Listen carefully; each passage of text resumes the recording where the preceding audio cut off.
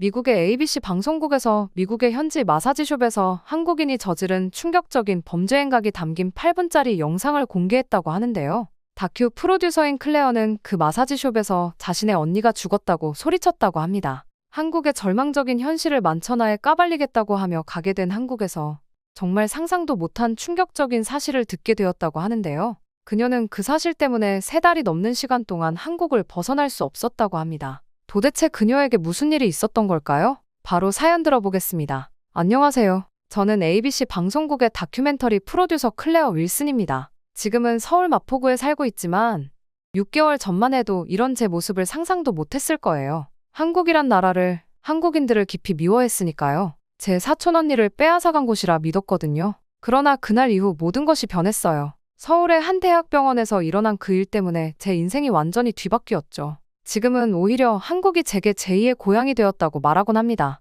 ABC 동료들은 제가 이상해졌다며 농담을 던지곤 해요. 클레어가 한국에 홀렸나 바라면서요. 하지만 전 아랑곳하지 않아요. 그저 한 번만 한국에 가보라고, 모든 건 그곳에 발을 들인 순간부터 달라질 거라고 답해줄 뿐이죠. 이쯤 되면 궁금하실 것 같네요. 대체 제게 무슨 일이 있었길래 이렇게 변했는지. 그럼 이제부터 제 이야기를 들려드릴게요. 그날은 평소와 다름없는 봄날이었어요. ABC 애틀랜타 지국의 현장 프로듀서이고 그날도 교회의 한 쇼핑몰에서 일어난 청소년 폭력 사건을 취재하러 가는 중이었습니다. 사건 현장까지는 30분 정도 걸릴 거라고 생각했죠. 우리 팀은 저와 톰 카메라맨 그리고 신입 리포터 사라 이렇게 셋이었어요. 그렇게 분주하게 현장에 도착하자마자 심상치 않은 분위기를 느꼈습니다. 원래 취재하러 간 쇼핑몰과는 다른 방향에서 사이렌 소리가 들렸거든요. 톰, 잠깐 저쪽부터 확인해 볼까요? 저희가 도착한 시각은 오후 2시 15분경이었어요. 혹시라도 기사거리를 얻을 수 있을까 싶었던 저는 사이렌 소리가 울리는 방향으로 향했죠. 그렇게 걸음을 옮기니 경찰차들이 골목 끝 마사지숍 앞에 모여 있었습니다. 처음엔 별 관심이 없었어요. 제가 맡은 사건과는 무관해 보였거든요. 그런데 현장을 통제하는 경찰관의 표정이 너무 심각해 보였어요. 15년차 현장 프로듀서의 직감이었을까요? 뭔가 큰 사건이 일어났다는 느낌을 지울 수 없었습니다. 그때 경찰들 사이로 보이는 노란 현장 보존 테이프가 자꾸만 신경 쓰였어요. 잠깐 촬영해둘까요? 톰이 카메라를 들었습니다. 그때였어요. 마사지숍 앞에 세워진 검은색 포드 머스탱이 눈에 들어왔어요. 너무나도 익숙한 차. 언니가 타고 다니던 차였죠. 순간 심장이 쿵쾅거리기 시작했어요. 아니겠지. 발걸음을 옮기는 동안 속으로 계속 부정했습니다. 하지만 제 예감은 틀리지 않았어요. 피해자는 총 4발을 맞았습니다. 업무용 책상 앞에서 형사의 대화가 귓가에 들려왔어요. 그리고 그때 경찰이 들어올리는 검은 시신백 속에서 그것이 보였습니다. 할머니의 유품인 팔찌. 언니가 늘 차고 다니던 시신백 옆으로 증거물이라고 적힌 봉투들이 놓여 있었어요. 피해자는 제 사촌 언니였습니다. 저는 그 충격적인 광경에 쓰러지듯 주저앉을 수밖에 없었습니다. 잠깐만요. 그건 제 사촌 언니. 목소리가 떨렸어요. 현장 감식반원이 고개를 돌렸고 담당 형사가 다가왔습니다. 신원 확인 과정은 악몽 같았어요. 언니의 얼굴은 더 이상 이야기하고 싶지 않네요. 그때 고등학교 졸업식 때 언니가 해준 말이 떠올랐어요. 넌 꼭 훌륭한 언론인이 될 거야. 세상에 진실을 전하는 사람이 될 거라고. 하지만 그날 밤 SNS에는 용의자가 한국인이라는 오보가 폭발적으로 퍼져나갔어요. 증오범죄를 다루는 기사들이 쏟아져 나왔고 사람들은 한국인들을 비난하기 시작했습니다. 저도 그들 중 하나였죠. 슬픔과 분노가 이성을 잠식해버렸어요. 한국인들은 위험해. 폭력적이야. 제 마음속에 깊은 증오가 자리 잡기 시작했습니다. 며칠 뒤 용의자가 한국인이 아니라는 정정보도가 나왔지만 이미 제 마음속에는 깊은 상처와 함께 한국인에 대한 편견이 새겨져 있었어요. 언니와 함께했던 수많은 추억들이 이제는 모두 고통스러운 기억이 되어버렸습니다. 주말마다 들렀던 그 거리는 더 이상 걷지 않게 됐고 우리가 자주 갔던 레스토랑도 피하게 됐죠. 그렇게 6개월이 흘렀고 저는 미친 듯이 일에만 몰두했습니다. 그렇지 않으면 금방이라도 죽어버릴 것만 같았거든요. 그러던 어느 날이었습니다. 클레어, 이번에 새로운 다큐멘터리 시리즈를 맡아주었으면 해요. 평소와 달리 마이크 국장님이 직접 제 부스로 찾아오셨어요. 뭔가 심상치 않다는 느낌이 들었죠. 마이크 국장님은 제 데스크 앞에 놓인 의자에 앉으시더니 아시아의 미래라는 새로운 다큐멘터리 시리즈를 설명하기 시작했습니다. 첫 번째 에피소드는 한국의 첨단 의료기술을 다룰 예정입니다. 3개월간 서울에 체류하면서 순간 귀가 멎는 것 같았어요. 한국이라는 단어에 온몸이 굳어버렸습니다. 사촌 언니의 죽음 이후로 저는 한국과 관련된 모든 것을 피해 다녔거든요. 뉴스룸에서 한국 관련 기사가 나오면 자리를 피했고 길거리에서 한국어가 들리면 반대편으로 건너갔죠. 죄송하지만 제가 아닌 다른 프로듀서가 당신이 최적임을 알아요. 클레어, 당신은 우리 방송국 최고의 다큐멘터리 프로듀서예요. 그렇게 국장님의 말씀은 계속되었지만 제 머릿속은 이미 다른 곳에 가 있었어요. 6개월 전 그날의 기억들이 파도처럼 밀려왔습니다. 시신백에서 보였던 할머니의 팔찌, SNS를 뒤덮었던 혐오 발언들, 그리고 제 마음속 깊이 자리 잡은 편견까지. 당신만한 프로듀서가 없어요. 무엇보다 의료 다큐멘터리는 당신 전문 분야잖아요. 저는 국장님의 말씀에 한숨을 내쉬었습니다. 틀린 말이 하나도 없었거든요. 제가 ABC에서 만든 첫 다큐멘터리가 암치료 혁신 기술에 관한 것이었어요. 그때 제작한 희망의 경계선은 에미상 후보에 올랐었죠. 어쩌면 그래서 국장님이 저를 선택하신 걸까요? 시간이 필요하시다면 드리죠. 하지만 이 프로젝트 꼭 당신이 맡아주었으면 합니다. 결국 저는 고개를 끄덕였어요. 거절할 만한 명분도 없었고 무엇보다 제 커리어에 중요한 전환점이 될 수 있는 기회였으니까요. 하지만 그건 표면적인 이유일 뿐이었죠. 사실 저는 도망치고 싶었던 걸지도 모르겠어요. 이 도시에서, 이 기억들에서 그렇게 한국행 비행기 티켓을 예약하면서도 손이 떨렸습니다. 구글에서 서울을 검색하는 것조차 힘들었어요. 매일 밤 악몽에 시달렸죠. 꿈에서는 언니가 저를 원망하는 듯한 눈으로 바라보았어요. 왜 그들의 이야기를 들으려고 해? 날 잊으려고. 또한 준비 과정 내내 불안과 분노, 두려움이 뒤섞인 감정과 싸워야 했어요. 촬영 장비를 점검하고 인터뷰 섭외 메일을 보내고 숙소를 예약하는 모든 순간이 고통스러웠습니다. 그렇게 어느덧 출발 전날 밤이 되었습니다. 오랫동안 넣어두었던 서랍을 열어봤어요. 거기엔 언니와 찍은 마지막 사진이 있었습니다. 졸업식 날 찍은 사진이에요. 클레어, 넌 꼭 진실을 전하는 사람이 될 거야. 그때 언니의 말이 다시 한번 제 귓가를 맴돌았어요. 우여곡절 끝에 인천공항에 도착했을 때는 이른 아침이었어요. 14시간의 비행 동안 한숨도 못 잤던 터라 몽롱한 상태였죠. 입국장을 빠져나오는 동안 주변에 한국인들을 의식적으로 피했습니다. 그들의 시선이 저를 향하는 것 같아 불편했거든요. 또한 촬영팀은 이틀 뒤에 도착할 예정이었어요. 먼저 와서 현지 상황을 파악하고 로케이션 헌팅을 하는 게 제 스타일이니까요. 하지만 이번엔 달랐습니다. 공항에서 나오는 순간부터 불안감이 엄습해왔어요. 자꾸만 무슨 일이 생길 것만 같았기 때문이었습니다. 저는 공항을 나와 택시를 탔습니다. 택시 기사님은 친절해 보이는 노신사였어요. 하지만 저는 구글맵으로 경로를 계속 확인했죠. 호텔로 가는 길이 맞는지 다른 곳으로 가는 건 아닌지 제 편견이 얼마나 깊었는지 지금 생각하면 부끄럽네요. 택시를 타고 서울 시내로 들어서면서 제 선입견은 첫 번째 충격을 맞았어요. 예상과 달리 거리는 깨끗했고 사람들은 질서 있게 움직였죠. 아침 출근 시간이었는데도 다들 평화로워 보였어요. 폭력적인 모습은 어디에도 없었죠. 그렇게 택시에서 내린 저는 호텔로 들어갔습니다. 호텔 체크인을 하고 잠시 쉬었다가 점심때쯤 주변을 둘러보기로 했어요. 취재 준비도 해야 했고 현지 분위기도 파악해야 했으니까요. 호텔 프론트에서 추천받은 식당으로 향했죠. 그런데 길을 잃어버렸어요. 한참을 걸었지만 무슨 영문인지 계속 제자리를 걷는 것만 같은 느낌이었죠. 그러던 중 당황한 저에게 한 젊은 여성이 다가왔습니다. 영어로 천천히 길을 설명해 주더라고요. 심지어 식당까지 데려다 주겠다고. 처음엔 경계했지만 그녀의 진심 어린 미소의 마음이 조금씩 누그러졌어요. 그녀는 유창한 영어로 길을 알려주며 친절하게 그 식당으로 데려다 주었습니다. 초면인 사람을 위해 친절을 베푸는 모습에 저는 감동했죠. 그렇게 식당에서 만난 직원들도 길에서 마주친 사람들도 모두 친절했습니다. 제가 봐온 뉴스나 SNS 속 모습과는 전혀 달랐어요. 호텔로 돌아오는 길, 서울의 밤거리는 의외로 안전해 보였죠. 골목골목 CCTV가 설치되어 있었고 늦은 시간에도 여성들이 혼자 걸어다니는 모습이 보였어요. 하지만 여전히 마음 한켠이 불편했습니다. 겉으로 보이는 모습이 전부일 리 없다고 생각했거든요. 호텔 방으로 돌아와 노트북을 펼쳤어요. 내일부터 시작될 본격적인 취재 준비를 하면서 머릿속은 복잡했죠. 창밖으로 보이는 서울의 야경이 낯설게 느껴졌어요. 다음날 일찍부터 일정이 있었기에 저는 잠을 청했습니다. 그런데 생각이 너무 많아서인지 잠이 오질 않더라고요.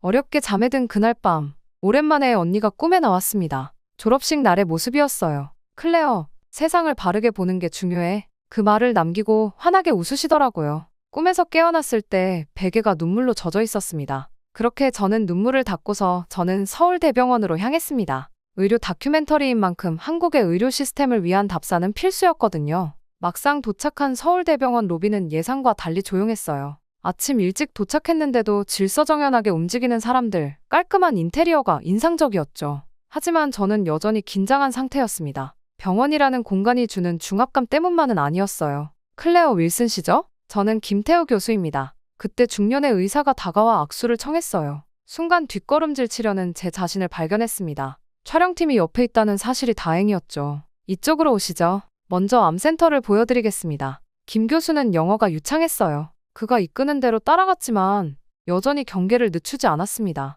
그런데 수술실에 들어섰을 때 제 시선은 한 곳에 고정됐어요. 로봇 수술 기계 앞에서 진지하게 작업 중인 의료진들. 그들의 눈빛은 제가 봐왔던 그 어떤 눈빛보다도 진심 어린 간절함이 있었습니다. 생명을 살리기 위한 진지함과 열정만이 가득했죠. 이 로봇으로 지난해에만 200명의 말기 암 환자들을 살렸습니다. 그때 김 교수의 설명이 이어졌어요. 환자의 고통을 최소화하면서 정교한 수술을 가능하게 하는 기술. 그들이 자랑스러워하는 것은 폭력이 아닌 생명을 살리는 기술이었습니다. 그렇게 복도를 지나다 우연히 한 병실을 보게 됐어요. 어린 환자의 머리를 쓰다듬는 간호사의 모습이 눈에 들어왔죠. 그 순간 가슴 한켠이 찌르르 했어요. 언니가 생각났거든요. 그날 그 시간에 언니도 누군가의 따뜻한 손길이 있었다면. 다음은 임상시험센터입니다. 그때 들렸던 김 교수의 목소리가 저를 현실로 돌려놓았어요. 하지만 이제 제 마음속엔 다른 감정이 자리 잡기 시작했습니다. 의문이었을까요? 아니면 혼란이었을까요? 그렇게 점심시간이 되었고 구내식당에서 지켜본 의료진들의 모습은 의외였어요.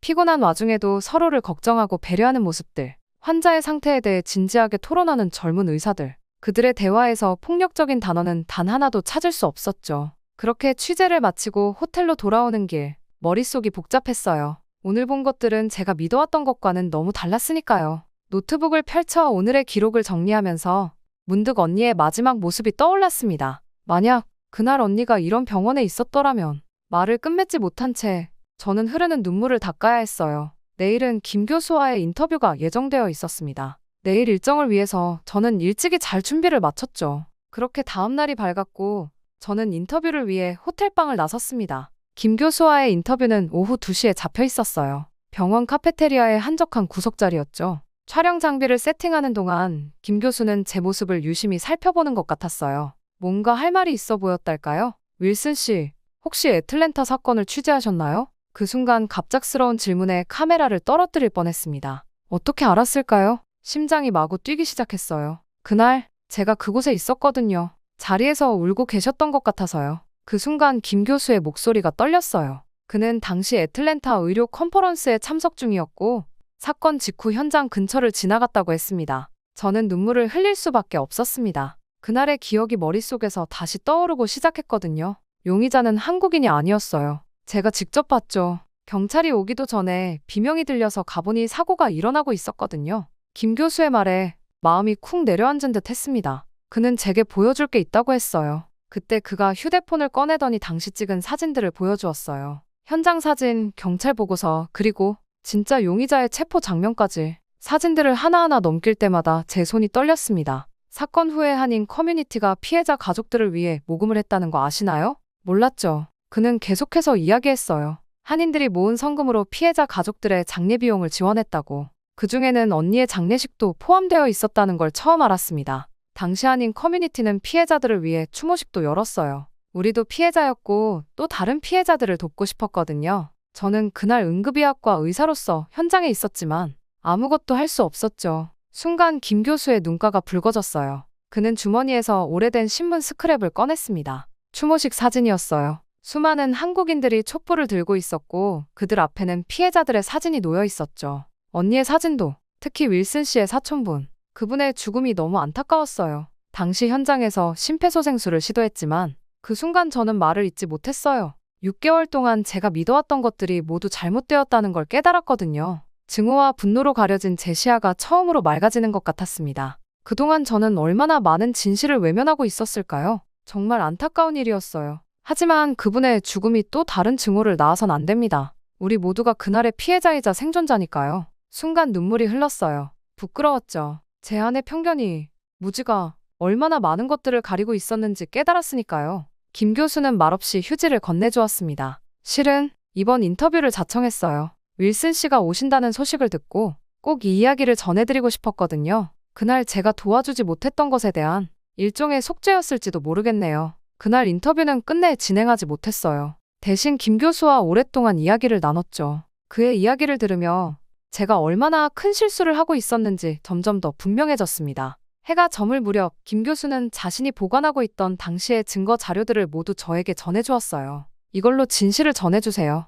당신이라면 할 수 있을 거예요. 호텔로 돌아와 창밖을 바라보며 생각했어요. 이제야 언니가 말했던 진실을 전하는 사람이 무엇인지 조금은 알 것 같았습니다. 그리고 처음으로 마음속 깊이 자리 잡았던 증오가 조금씩 녹아내리는 걸 느꼈어요. 그렇게 우여곡절 끝에 하루가 끝났습니다. 무슨 정신으로 호텔방으로 왔는지도 모르겠는 채로 말이죠.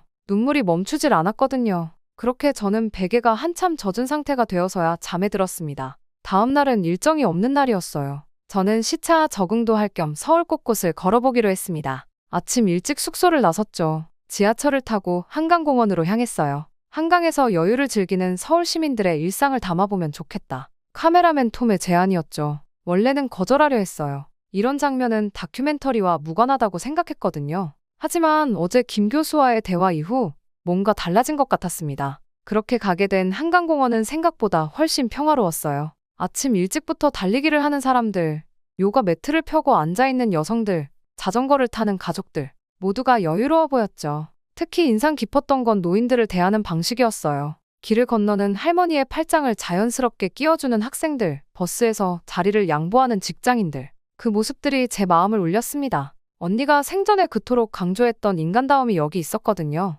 점심때쯤 근처 시장에 들렀어요. 처음에는 두려웠죠. 복잡한 시장에서 뭔가 일이 일어날까봐. 하지만 시장 상인들의 정겨운 웃음소리, 손님들과 주고받는 대화, 음식을 권하는 따뜻한 말투. 그 모든 것이 제 편견을 부수고 있었어요. 오후에는 청계천을 걸었습니다. 도심 한가운데를 흐르는 시냇물을 보며 생각했어요. 이곳의 역사가 궁금해졌죠. 근처 안내소에서 알게 된 사실들이 놀라웠어요. 한때는 복개된 도로였던 곳을 시민들을 위한 공간으로 되살렸다는 이야기도 듣게 되었죠. 또한 저녁이 되자 거리는 더욱 활기찼습니다. 퇴근하는 직장인들, 약속에 나온 젊은이들로 가득했죠. 어두워진 뒤에도 여성들이 편하게 거리를 걸어다니는 모습이 인상적이었어요. CCTV와 편의점, 24시간 운영되는 가게들, 도시의 시스템이 시민의 안전을 지키고 있었습니다. 밤늦게 숙소로 돌아오는 길, 문득 언니 생각이 났어요. 이런 도시의 모습을 언니도 봤다면 좋아했을 텐데. 처음으로 슬픔 없이 언니를 떠올릴 수 있었습니다. 그런 제 모습을 보면서 저는 뭔지 모를 씁쓸함이 느껴졌습니다.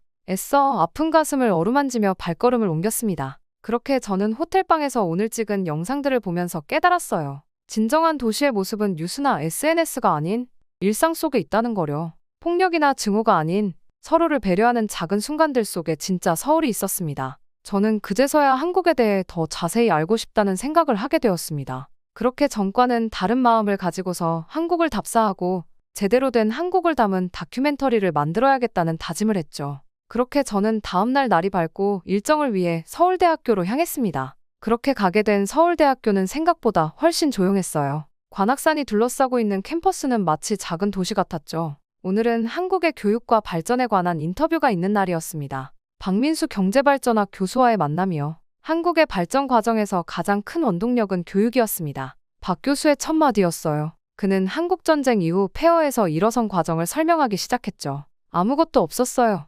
자원도 기술도 없었죠. 하지만 우리에겐 교육이 있었습니다. 교수의 연구실 창밖으로 도서관으로 향하는 학생들이 보였어요. 저기 보이는 학생들처럼 우리는 늘 배움에 목말라 있었죠. 폭력이나 증오가 아닌 지식을 통해 세상을 바꾸고 싶었거든요. 순간 그의 말에 가슴이 찡했어요. 제가 얼마나 피상적인 시각으로 이 나라를 판단했는지 깨달았거든요. 실은 제가 최근에 큰 편견을 깨달았어요. 제 이야기를 꺼내자 박 교수는 깊이 공감하듯 고개를 끄덕였습니다. 편견이요? 그건 무지에서 비롯되죠. 그리고 교육은 그 무지를 깨부수는 가장 강력한 도구입니다. 그가 책장에서 한 권의 책을 꺼냈어요. 1950년대 한국의 모습이 담긴 사진첩이었죠. 보세요. 이건 제 아버지 세대의 이야기예요. 전쟁으로 모든 것을 잃었지만 교육만큼은 포기하지 않았죠. 낮에는 일하고 밤에는 공부했어요. 그들에겐 할 수 있다는 믿음뿐이었습니다. 저는 그렇게 사진들을 넘기면서 저는 무언가를 깨달았어요. 이 나라는 폭력이 아닌 배움의 힘으로 일어섰다는 걸요. 그래서 지금도 교육이 이렇게 중요한 거군요. 맞아요. 우리는 늘 배우려 합니다. 실수해도 그것을 교훈으로 삼고 더 나은 미래를 만들어가려 하죠. 윌슨 씨, 당신도 지금 그 과정을 겪고 계신 게 아닐까요? 순간 그의 말에 눈시울이 뜨거워졌어요. 그동안 제가 얼마나 많은 것을 배우고 있었는지 그제야 알 것 같았거든요. 저는 인터뷰를 마치고 캠퍼스를 걸으며 생각했어요. 도서관에서 늦게까지 공부하는 학생들, 열띤 토론을 나누는 모습들, 그들의 눈빛에서 저는 미래를 보았습니다. 폭력이나 증오가 아닌 지식과 이해로 세상을 바꾸려는 의지를요. 그날 밤, 오랜만에 편안한 마음으로 잠들 수 있었어요. 그래서인지 꿈에서 언니를 만났죠. 잘하고 있어, 클레어. 이제 진짜 진실을 보기 시작했구나. 언니의 미소가 그 어느 때보다 환했습니다. 그렇게 어느덧 한국에 온 지도 한 달이 다 되어갔습니다. 또한 한강공원에서 아침을 맞이하는 게 일상이 되어가고 있었어요. 저는 벤치에 앉아 강물을 바라보며 생각에 잠겼습니다. 지난 2주간 제 안에서 일어난 변화들을 하나씩 되짚어 보았어요. 처음 이곳에 왔을 때의 두려움과 경계심, 김 교수님과의 만남으로 깨달은 진실, 그리고 어제 박 교수님께 들은 이야기까지. 안녕하세요. 혹시 외국인이신가요? 그때 옆 벤치에 앉아있던 할머니가 말을 걸어오셨어요. 처음엔 긴장했지만 할머니의 따뜻한 미소에 경계심이 풀렸죠. 아침마다 여기 나와서 운동하는데 요 며칠째 보여서요. 혹시 무슨 고민 있어 보여서. 할머니의 한국어를 간신히 알아들을 수 있었어요. 순간 할머니의 따뜻한 목소리가 안정된다는 느낌이 들었습니다. 그리고 문득 제 이야기를 이 할머니께라도 들려주고 싶어졌습니다. 서툰 한국어와 영어를 섞어가며 제 이야기를 했어요. 언니의 죽음, 제가 가졌던 편견들, 그리고 이곳에서 겪은 일들까지. 할머니는 끝까지 귀 기울여 들어주셨습니다. 내 손녀도 미국에서 살아요. 가끔 전화하면 그곳에서 힘들다고, 아시아인이라고 차별받는다고 하더라고요. 순간 할머니의 말씀에 가슴이 찔렸어요. 제가 가진 편견이 다른 누군가에게는 차별받는 고통이 되어 그들을 괴롭히고 있다는 걸 실감했거든요. 하지만 우리가 서로를 이해하려 노력하면 그런 아픔도 조금씩 나아질 거예요. 그때 할머니가 손수 만드신 김밥을 나눠주셨어요. 함께 김밥을 먹으며 이야기를 나누는 동안 제 마음속 응어리가 조금씩 풀리는 걸 느꼈습니다. 그날 오후, 저는 드디어 촬영팀과 함께 다큐멘터리의 새로운 방향에 대해 논의했어요. 이제 어떤 다큐멘터리를 만들어야 할지 결심이 섰거든요. 단순히 의료 기술을 소개하는 것이 아닌 사람들의 이야기를 담기로 했죠. 기술 발전 뒤에 숨은 인간적인 모습들, 서로를 이해하고 돕는 과정들을 담아내기로 했습니다. 그렇게 회의가 끝난 뒤에는 저녁에는 처음으로 혼자 식당에 들어갈 수 있었어요. 더 이상 한국인들을 경계하지 않게 된 제 모습이 신기했죠. 주문도 서툰 한국어로 해보았어요. 실수투성이었지만 사장님은 친절하게 웃으며 도와주셨습니다. 순간 마음이 벅차올랐죠. 제 스스로가 많이 발전했다는 생각이 들었습니다. 그렇게 숙소로 돌아오는 길, 문득 하늘을 올려다봤어요. 별들이 유난히 반짝이는 것 같았습니다. 제 마음도 그만큼 맑아진 걸까요? 저는 언니를 떠올리며 미소 지을 수 있었어요. 언니, 이제 조금은 알 것 같아. 진정한 이해가 무엇인지. 그렇게 저는 무사히 한국의 모습을 담아 촬영을 끝내고 귀국했습니다. 일정에 맞춰 완성본을 내려면 일정이 촉박했기에 72시간째 편집을 했어요. 저는 촬영해온 수백 시간의 영상을 들여다보며 어떻게 이야기를 풀어낼지 고민했죠. 처음 기획했던 방향과는 완전히 달라졌으니까요. 이건 단순한 의료 다큐멘터리가 아니야. 톰이 커피를 건네며 말했어요. 맞아요. 이건 제 여정이자 편견과 마주한 한 인간의 이야기였죠. 우리는 정말 수고했다며 서로를 안아주었어요. 그렇게 첫 번째 가편집본을 만들었을 때 마이크 국장님의 표정이 심각해졌어요. 클레어, 이건 우리가 의뢰한 것과 다르잖아. 하지만 제 확신은 흔들리지 않았습니다. 그래서 흔들리지 않고 제 생각을 전달했어요. 이게 진짜 이야기예요. 최첨단 의료 기술 뒤에 숨은 인간의 이야기, 그리고 제가 마주한 진실이요. 그렇게 국장님과 팀원 모두가 함께 편집실에 모여 영상을 보는 시간을 가졌어요. 영상은 서울대병원의 수술실에서 시작되었습니다.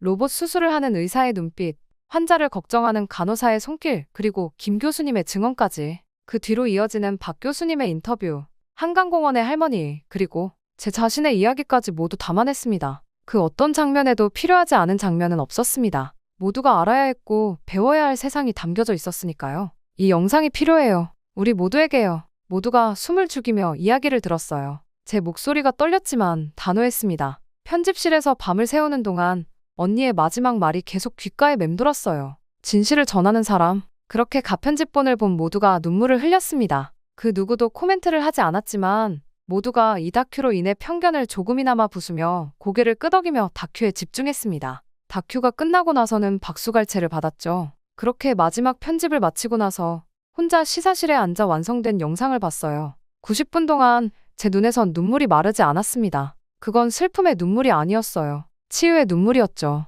이제 정말 언니를 보내줄 수 있을 것 같아. 그때 혼잣말처럼 중얼거렸어요. 영상 속에는 제가 만난 수많은 사람들의 진심이 담겨 있었거든요. 그들의 따뜻함, 이해하려는 노력, 그리고 용서와 화해의 순간들. 그렇게 다음 날이 되었고 방송국 시사회에서 영상이 상영됐어요. 상영이 끝나고 긴 침묵이 이어졌죠. 그리고 마이크 국장님이 먼저 일어나 박수를 치기 시작했습니다. 이게 바로 우리가 만들어야 할 다큐멘터리야. 그날 밤 편집실을 정리하면서 마지막 테이프를 손에 쥐었어요. 거기엔 제가 처음 서울에 도착했을 때의 모습이 담겨 있었죠. 경계하고 두려워하고 미워하던 그때의 저. 이제는 그 모습이 너무나 낯설게 느껴졌습니다. 노트북을 열고 마지막 일기를 썼어요. 오늘로 모든 편집을 마쳤다. 이제 나는 조금 다른 사람이 된 것 같다. 더 이상 증오나 편견에 갇혀있지 않은 진실을 볼 수 있는 눈을 가진 사람으로. 그렇게 2주 뒤 다큐멘터리 방영 첫날이 되었습니다. 저는 방송국 사무실에 앉아 있었어요. 시청률 보고서를 기다리는 게 아니라 한국의 시청자들이 보내온 반응들을 읽고 있었죠. 특히 한국계 미국인 커뮤니티의 반응이 궁금했습니다. 첫 번째 메일이 들어왔을 때 손이 떨렸어요. 저도 비슷한 편견을 가지고 있었습니다. 하지만 당신의 다큐멘터리를 보고 메일은 계속 이어졌고 댓글은 쏟아졌습니다. 특히 마음에 와닿았던 건 애틀랜타에 사는 한 10대 소녀의 편지였어요. 저는 한국계 미국인이에요. 학교에서 종종 차별을 겪곤 하죠. 하지만 이제는 알아요. 우리가 서로를 이해하려 노력하면 언젠가는 변할 수 있다는 걸요. 방영 일주일 후 저는 다시 서울에 왔습니다. 이번엔 다른 이유에서였죠. 한국계 미국인 커뮤니티에서 추모식을 준비했다는 소식을 들었거든요. 언니를 위한, 그리고 모든 증오범죄 피해자들을 위한 추모식이었습니다. 추모식장에 들어섰을 때 숨이 멎는 것 같았어요. 수많은 사람들이 촛불을 들고 있었거든요. 한국인들, 한국계 미국인들, 그리고 다양한 인종의 시민들. 그들 모두가 하나의 마음으로 모여 있었습니다. 김 교수님도 오셨어요. 그의 손에는 그날의 증거 자료들이 들려 있었죠. 이제는 이것들을 역사관에 기증하려고 해요. 우리가 잊지 말아야 할 교훈으로 남기기 위해서죠. 그렇게 단상에 올랐을 때 처음으로 떨지 않고 말할 수 있었어요. 저의 사촌 언니는 늘 말씀하셨죠. 진실을 전하는 사람이 되라고. 이제야 그 말씀의 의미를 진정으로 이해했습니다. 진실이란 서로를 이해하고 받아들이는 것. 그것이 우리가 나아가야 할 길이라고 믿습니다. 행사가 끝나고 한 노인분이 다가오셨어요. 처음 뵙는 분이었지만 왠지 모르게 친근감이 들었죠. 저는 당신 언니의 마지막 손님이었어요. 그날 그분은 제게 정말 친절하셨죠. 집으로 돌아가는 비행기 안에서 창밖을 바라보며 생각했어요. 이제 더 이상 도망치지 않아도 된다는 걸. 제 안의 증오와 편견이라는 감옥에서 마침내 자유로워졌다는 걸. LA에 도착하자마자 처음으로 한인타운을 찾았습니다. 작은 식당에 들어가 서툰 한국어로 주문을 했어요. 주인 아주머니가 환하게 웃으시며 말씀하셨죠. 어서 오세요. 딸처럼 편하게 있다 가세요.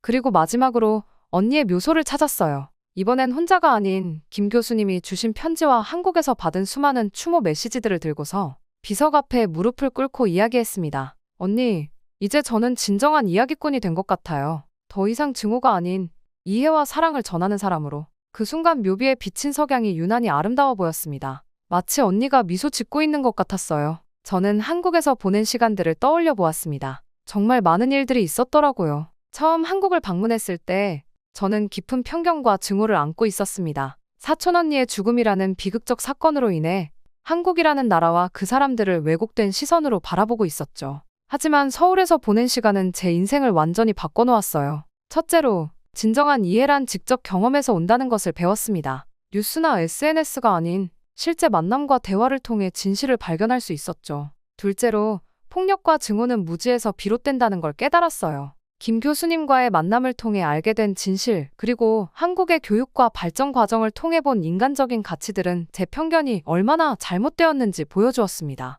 가장 큰 깨달음은 치유는 서로를 이해하려는 노력에서 시작된다는 거예요. 한강공원의 할머니, 병원의 의료진들, 그리고 만난 모든 분들이 보여준 따뜻함은 제 마음의 상처를 치유해 주었습니다. 이제는 알아요. 진정한 저널리스트란 단순히 사실을 전달하는 것이 아니라 깊은 이해와 공감을 통해 진실을 전하는 사람이라는 것을요. 언니가 말씀하신 진실을 전하는 사람의 의미를 이제야 진정으로 이해하게 되었습니다. 한국은 제게 단순한 취재 대상이 아닌 인생의 전환점이 되어주었어요. 증오는 결국 자신을 가두는 감옥이었고 이해와 용서만이 진정한 자유를 준다는 것을 이제는 그 누구보다 잘 알게 되었습니다. 제 이야기는 여기까지입니다. 긴 이야기를 들어주신 모든 분들께 감사의 말씀 전하고 싶어요. 행복하세요.